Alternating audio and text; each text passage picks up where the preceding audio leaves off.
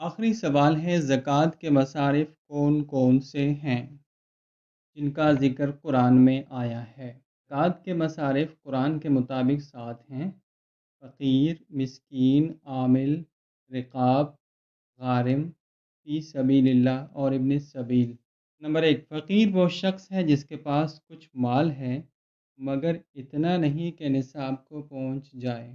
Number 2، مسکین وہ شخص ہے جس کے پاس کچھ نہ ہو، یہاں تک کہ وہ کھانے اور بدن چھپانے کے لیے بھی لوگوں سے سوال کا محتاج ہو۔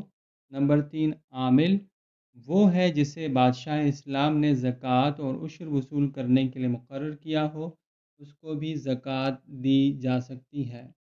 رقاب سے مراد ہے غلامی سے گردن رہا کرانا، لیکن اب نہ غلام ہیں اور نہ اس مد میں اس رقم کے صرف کرنے کی نوبت آتی ہے۔ نمبر 4، غارم سے مراد مدیون یعنی مقروض ہے، یعنی اس پر اتنا قرض ہو کہ اسے نکالنے کے بعد نصاب باقی نہ رہے۔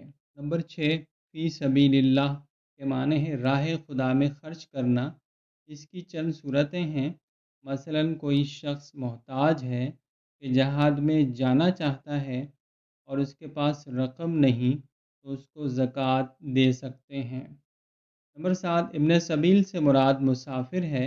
مسافر کے پاس اگر مال ختم ہو جائے تو اس کو بھی زکوٰۃ کی رقم دی جا سکتی ہے، کیا اس کے پاس اس کے اپنے وطن میں مال موجود ہو۔